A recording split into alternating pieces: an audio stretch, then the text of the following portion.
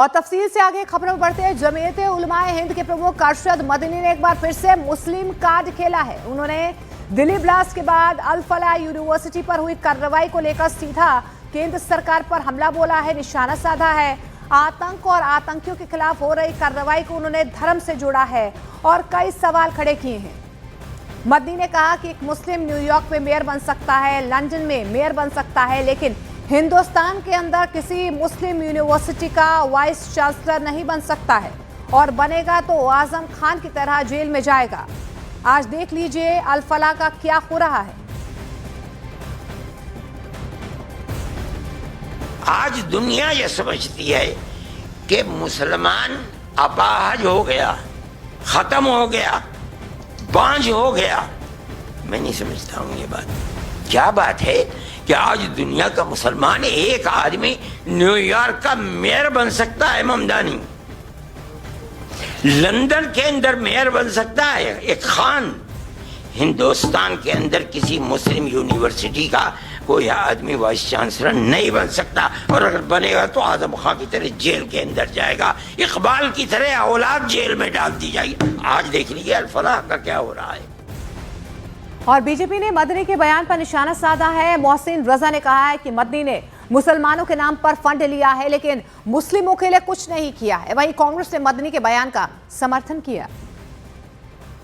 और ममदानी की बात करना है, आप अमेरिका की बात करिए, आप अफगानिस्तान की बात करिए, आप बांग्लादेश की बात करिए, आप इस तरह की बातें कर रहे हैं, आप देश की बात भी कर लीजिए ना, हिंदुस्तान की भी तो बात कर लीजिए।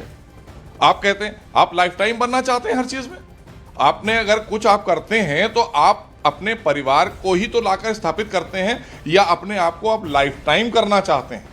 आप भी तो एक इदारा चला रहे हैं, अरशद मदनी साहब पूरा एक इदारा चला रहे हैं, उनके परिवार के लोग हैं, तो बस एक इदारे में ही आप अपने बैठे हैं और वहीं से पूरे देश के मुसलमानों का ताना बाना आप बुनते हैं। अल फलाह यूनिवर्सिटी है, मैं मानता हूं कि कोई गया गुप्त रूप से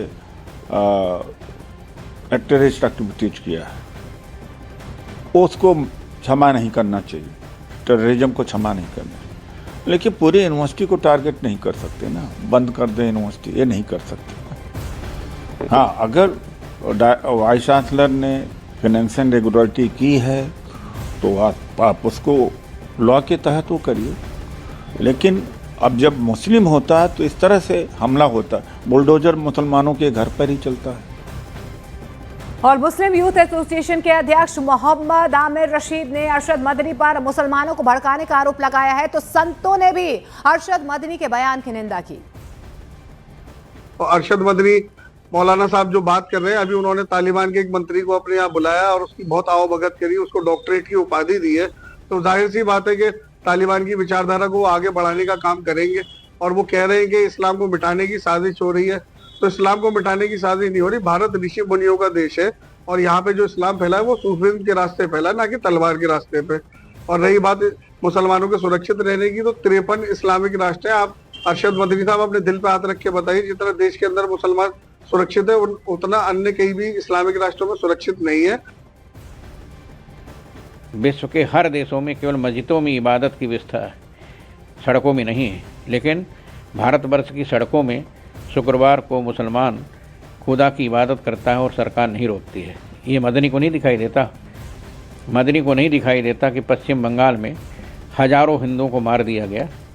मदनी को नहीं दिखाई देता है कि मुसलमानों को जो आज़ादी मदरसा के लिए धारा 30 दी गई है, धारा 30 के तहत मुसलमानों को मदरसा खोलने की छूट और सरकार सहयोग करती है, लेकिन पूरे देश में हिंदुओं को वेद पढ़ाने का अधिकार, गीता पढ़ने का अधिकार, शास्त्र पढ़ने का अधिकार, पुराण पढ़ने का अधिकार देश के हिंदुओं को नहीं है।